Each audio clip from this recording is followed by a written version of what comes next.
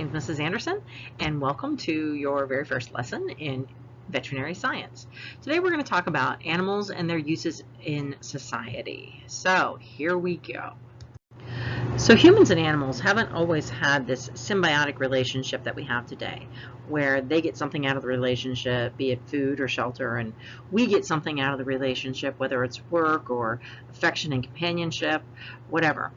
Initially, animals were a prey species and we were the predator, so they were a food source for us. It wasn't until about 15,000 years ago that the first wolves were domesticated.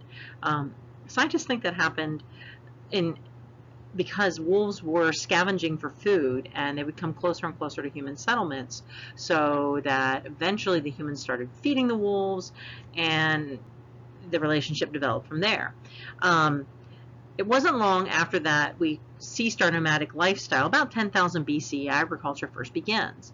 And about that time, you start to see cultures domesticating farm animals, animals that would provide them strictly with food. So sheep were about 11,000 years ago. Goats, cattle, and pigs were 10,000 years ago. Horses were about 6,000 years ago, and it's important to note that horses were first used as a food source. It wasn't until many, many, many years later that we used them for draft purposes and finally used those as a riding animal. Lastly, we have evidence that chickens were domesticated about 3,400 years ago in the Middle East. We have had some very complicated relationship with animals since this domestication first began about 11,000 years ago. In some cases, they are seen as a source of love and affection as pets. Others, they are a food source. And so there are some key things that have happened through history, especially in the last 200 years, regarding our relationship with animals. In 1760, in England, Robert Bakewell begins adaptive breeding of animals, and what that means is he is starting to select animals for certain traits, like better beef production versus milk production in dairy cows and beef cows. They're all cows, they just have different purposes. In 1865, we start to see, and this is right after World War II, so we start to see this increase in the number of refrigerated railroad cars. And what that means is that massive herds of cattle from the West can now be shipped to central packing houses like Chicago, and from there the cuts of meat are shipped refrigerated all over the United States. First, people are a little skeptical of it. They don't think that it is the right thing to do, to eat this refrigerated beef, that it's been artificially preserved somehow, but eventually it catches on, and today we ship refrigerated beef everywhere. In 1866, not long after these railroad cars were instilled, the SPCA forms, the American Society for Prevention to Cruelty to Animals. They don't like the way animals are being treated, and they want to see that animals are treated humanely. In 1940, penicillin is developed, and it protects lab rats from infection, and that begins a long series of research and testing on animals, medicines on animals. In 1957, Laika, the Soviet space dog, travels in Sputnik 2 and orbits Earth. This is one of the first opportunities that a live animal has had to orbit the Earth in space and come back a survivor. So that was a significant step in our research. And in 1966, the Animal Welfare Act is signed into law. This controls how animals are treated and how they can be used in both research, entertainment, and things like that. There are a lot of arguments to be made in favor of having animals as companions in your life. Maybe you have a cat or a dog or a hamster or a rabbit already, and you personally believe that they're important to your well-being. Well, science is starting to prove that you're right. Animals can provide lots of benefits to humans. In some cases, they include fewer allergies in children who are exposed to pets during their infancy. They seem to adapt better to the dusts and pollens associated with raising those animals.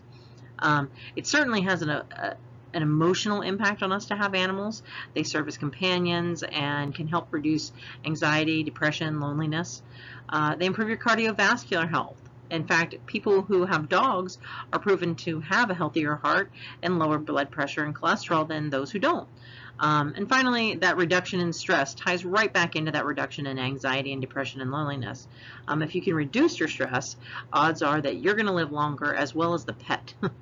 Finally, they can be therapy animals for people with psychological disorders, such as equine therapy for soldiers returning from war. They can help you develop a feeling of calmness and learn to control your emotions. They can help you reduce your fear of medical treatments, like if you're afraid to go to the dentist or to get a shot.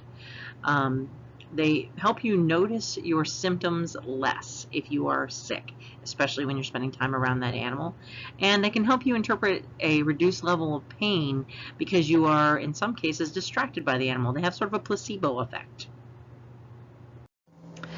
Service animals are really remarkable dogs or even horses that have been trained to assist people with disabilities.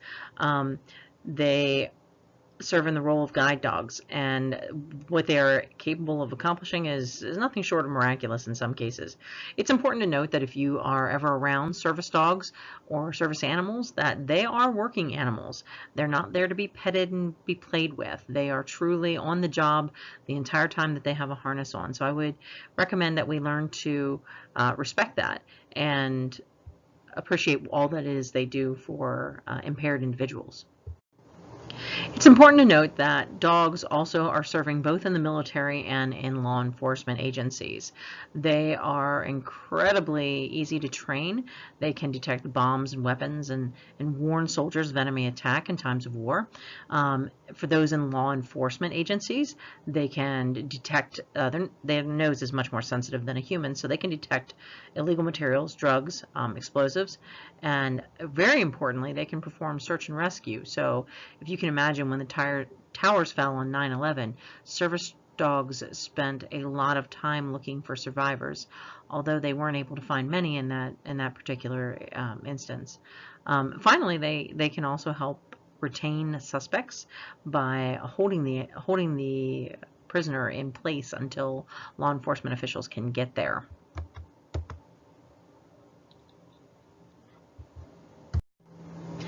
Animals also provide critical nutrients to humans through their milk, meat, and egg production. Listed on this slide are some of the components of our diet that animal products make up. It's important to note that we've been using animals for fiber production long before we were wearing cotton clothing or polyester. It was a natural material and it was readily available. Different kinds of wool were derived from both sheep, goats, and even rabbits. They also harvested the fibers, the long fibers, underneath fibers from alpacas and wove that into a kind of wool thread. And even camel hair was used as a clothing source at one time. So all of these were naturally derived fibers that kept us warm.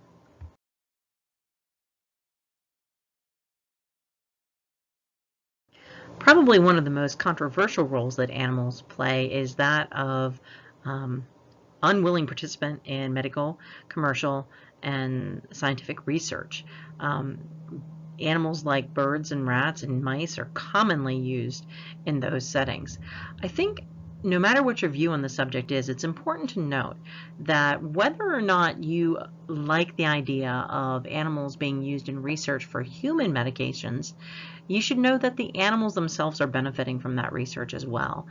Animals are living much longer as a result of medicines that have been developed for humans that didn't work so much but did work pretty well for animals. So there is some advantage to it. You may not realize it, but your perceptions of certain animals have been influenced by the community in which you grew up in, specifically dogs, cats, cows, and snakes. For example, in the United States, dogs are a much-loved family pet, and they're a partner in work. In Islam countries, they're viewed as dirty and dangerous animals. You should avoid them. Cats, typically a family pet in the United States and the UK. However, if you were to go to Southeast Asia, definitely a major food source. And I know most of you would probably be appalled if you realized there was cat on your table, but not so much in Vietnam. Cows in the United States are viewed as one of the favorite types of meat. Beef and steak is kind of at the top of our of our list of favorites. However, if you are Hindu or even Jewish, you don't eat animals that have a cloven hoof. That means they have two toes. So those animals are frowned upon in those cultures. They don't eat cows. They're sacred in some respects. Finally, in the United States, snakes. Typically considered harmful or represent Satan or evil. But if you're in the Hindu culture, they're considered very beneficial, sort of a nature spirit that benefits the people that they come in contact with. So just remember that the next time you see a snake. What we think of as evil, other cultures don't. So animals, as our relationship with animals has developed, we have really become embroiled in this controversy of how we think animals feel and react to humans. So there really are two schools of thought that have developed in this idea about how animals should be treated or what their role is. The first school of thought is animal rights. The animals in question, dogs, cats, chickens, pigs, goats, whatever, have rights that are the same as equal to humans. In other words, the rights of life, liberty, and the pursuit of happiness. They should not be used for work. They should not be used for food. Anything that you would not do to another human, you should not do to an animal. The not opposite of that, but the second school of thought is really one of animal welfare, that animals are here to benefit humans or to be used by humans, but that we have an inherent responsibility to care for those animals in a kind and protective manner. Depending on your background or your upbringing, you can probably see both sides of those issues. Anthropomorphism is this idea that we give or assign human emotions to animals. And for me, this is a tough one because I'm as guilty of it as the next person is. I look at my cat or my dog or my rabbits or my horses and I say, I think this animal is thinking this or this. When it's blatantly obvious that they don't think at the same level of complexity that humans do. So I do believe that maybe I'm making a mistake. Maybe they don't think the same way I do.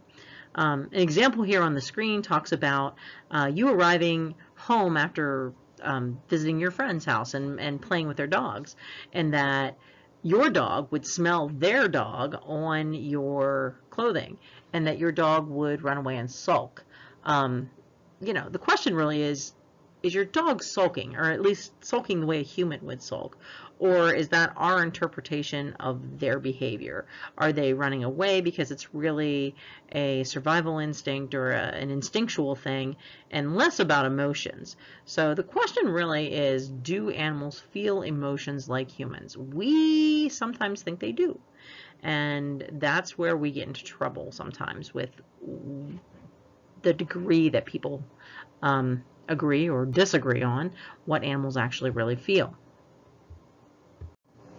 So this slide really recaps for us again the key points and the beliefs of animal welfare and animal rights.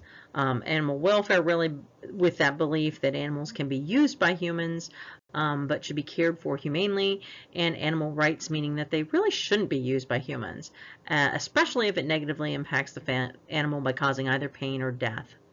And this really has brought us kind of full circle to how does this impact us in veterinary medicine? Historically, animals have been viewed as a food source, as a worker, as a partner in humans, and we have now come to the point where they're not really viewed as a worker or to be used by humans anymore, and that they are an equal or a partner or even a friend and companion. This can have a huge impact on how people choose to provide veterinary medicine for their animals. In some cases, the animal might still be seen as a disposable workmate, part of the farm or the business or the operation. And in other cases, they're viewed as a valuable family member, and people will go into thousands and thousands and thousands of dollars of debt in an effort to save or extend that animal's life. So bear in mind that as you move forward in the veterinary medicine field, you are going to see people on all parts of that spectrum, and that their views may or may not agree with yours, and that you have to respectfully treat the animal to the best of your ability within the confines of whatever the animal owner thinks. Thanks.